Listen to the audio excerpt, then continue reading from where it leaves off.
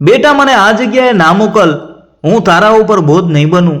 હું રસોડામાં કામ કરીશ અને બગીચામાં પણ. 72 વર્ષના રમણલાલની આંખોમાં આંસુ હતા, પણ સામે ઉભેલા દીકરાનું મોટું પથ્થર જેવું કઠણ હતું. અમેરિકાની એ ઠંડી સવારે પોતાના દીકરાના હાથે વૃદ્ધાશ્રમના દરવાજે છોડાયેલા રમણલાલને ખબર નહોતી કે આવનારા 5 વર્ષ એમની જિંદગીનું સૌથી મોટું રહસ્ય છુપાવીને બેઠા છે. અને જ્યારે એ રહસ્ય ખુલશે ત્યારે આખું કુટુંબ રડી પડશે. રમણલાલ ગુજરાતના એક નાનકડા ગામમાં જન્મેલા અને સીધા સાદા માણસ.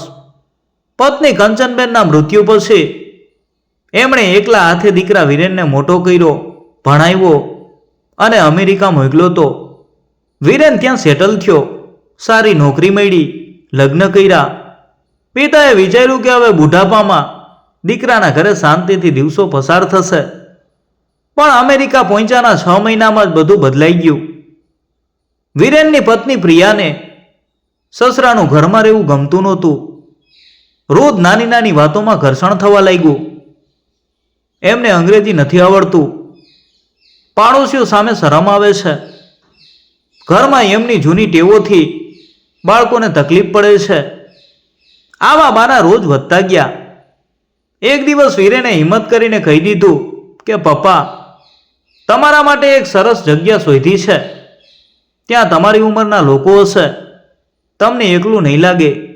રમણલાલ સમજી ગયા કે આ સરસ જગ્યા એટલે વૃદ્ધાશ્રમ. એમણે કંઈક દલીલ ન કરી, ફક્ત એટલું જ કહ્યું, ઠીક છે બેટા, જેમાં તારી ખુશી. પણ એ રાત્રે પોતાના રૂમમાં એકલા બેસીને રમણલાલે એક જૂની ડાયરી કાઢી, જેમાં કંઈક એવું લખેલું હતું જે હજી સુધી કોઈએ જોયું નહોતું. એક એવું સત્ય જે 5 વર્ષ પછી આખા કુટુંબની જિંદગી બદલી નાખવાનું હતું.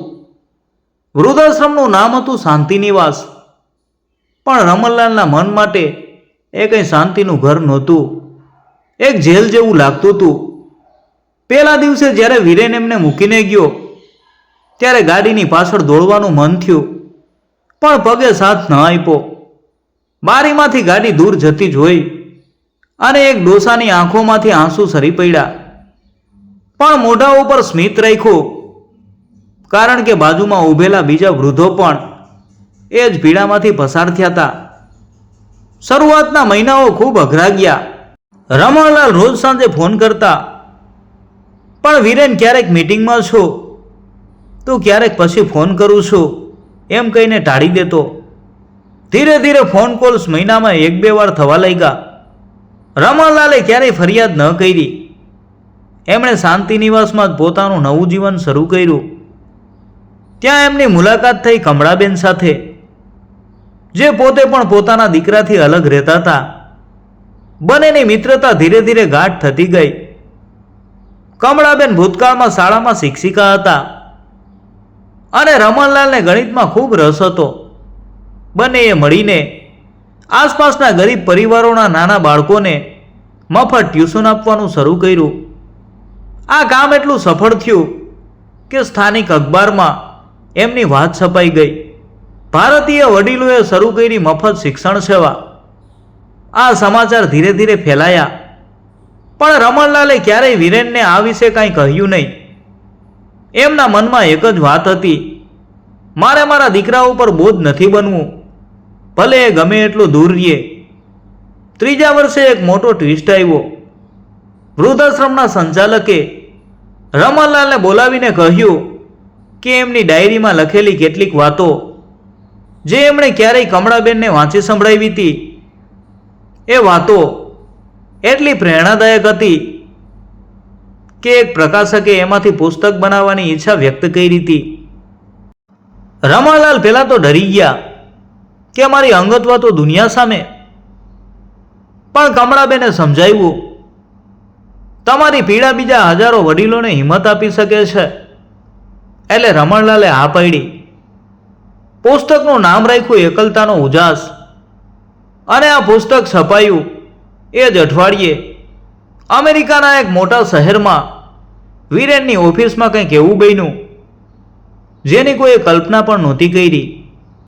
વિરેનની કંપનીમાં એ દિવસે એક પ્રોજેક્ટ મીટિંગ હતી. કંપનીના બોસ, જે એક અમેરિકન સજ્જન હતા, મીટિંગમાં એક પુસ્તક લઈને આવ્યા. એકલતાના ઉજાસનું અંગ્રેજી અનુવાદ. એમણે બધા સ્ટાફ સામે કહ્યું, આ પુસ્તક વાંચીને મારી આંખો ખુલી ગઈ. લેખકનું નામ છે રમણલાલ. શું આ નામ કોઈને પરિચિત લાગે છે? વિરેનના પગ નીચેથી જમીન સરકી ગઈ. પોતાના જ પિતાનું નામ, પોતાની જ કંપનીના બોસના મોઢે. એણે ધ્રુજતા અવાજે કહ્યું, એ મારા પિતા છે. આખી ઓફિસમાં સનાટો છવાઈ ગયો. બોસે કહ્યું કે તારા પિતા? અરે આ પુસ્તકે તો આખા શહેરમાં હલચલ મચાવી દીધી છે. એમણે વૃદ્ધાશ્રમમાં રહીને જે સેવા કાર્ય કર્યું છે, જે લખ્યું છે, એ વાંચીને હું મારી પોતાની માતાને યાદ કરીને રડ્યો હતો. એ રાત્રે વિરેન ઘરે પાછો ફર્યો, પણ સૂઈ ન શક્યો. એણે પુસ્તક મંગાવીને આખી રાત વાંચ્યું. પાના પછી પાનું ફેરવતા એને ખબર પડી કે એના પિતાએ ક્યારેય એક પણ ફરિયાદ નહોતી લખી. ડાયરીમાં ફક્ત એટલું જ લખેલું હતું, મારો દીકરો સુખી રહે, એના માટે હું ગમે ત્યાં રહી શકું છું, એને દોષ નથી દેવો, કારણ કે પ્રેમ ક્યારેય હિસાબ નથી માંગતો. છેલ્લા પાના ઉપર લખેલી એક પંક્તિએ વિરેનનું હૃદય વીંધી નાખ્યું. હું રોજ રાત્રે એનો ફોટો જોઈને કહું છું કે બેટા, તું જ્યાં પણ છે ખુશ રહેજે. હું તારી રાહ નહીં જોઉં, પણ મારા દરવાજા હંમેશા તારા માટે ખુલ્લા છે. બીજા દિવસે વહેલી સવારે પ્રિયા સાથે લાંબી વાત કરીને વિરેન સીધો શાંતિનિવાસ પહોંચ્યો. ત્યાં તેણે જોયું કે એના પિતા બગીચામાં બેઠા બેઠા 5-6 નાના બાળકોને ભણાવી રહ્યા હતા. બધા ખૂબ ખુશ હતા, હસી મજાક કરી રહ્યા હતા. 5 વર્ષમાં પહેલીવાર વિરેને પોતાના પિતાને આટલા ખુશ જોયા. રમણલાલે દીકરાને જોયો ત્યારે ઊભા થઈ ગયા, પણ કંઈ બોલી ના શક્યા. વિરેન દોડીને પિતાના પગમાં પડી ગયો કે પપ્પા, મને માફ કરી દ્યો, હું બહુ મોટી ભૂલ કરી બેઠો. રમણલાલે દીકરાને ઊભો કર્યો. બંનેની આંખોમાં આંસુ વહેવા લાગ્યા. પણ આ વખતે એ આંસુ દુઃખના નહીં, પણ મિલનના હતા. વિરેને કહ્યું કે પપ્પા, હવે ઘરે ચાલો, હવે તમે ત્યાં જ રહેશો. પણ રમણલાલે હસીને કહ્યું કે બેટા, હવે આ જ મારું ઘર છે, આ બાળકો મારો પરિવાર છે. તું અઠવાડિયે એકવાર મળવા આવજે, બસ એટલું જ જોઈએ છે મારે. વિરેન સમજી ગયો કે એના પિતાએ પોતાની પીડામાંથી જ એક નવી દુનિયા બનાવી લીધી હતી, જ્યાં તેમને હવે કોઈના સહારાની જરૂર નહોતી, ફક્ત પ્રેમની જરૂર હતી. મિત્રો, જો આ વાર્તા તમને ગમી હોય તો લખજો જય દ્વારકાધીશ.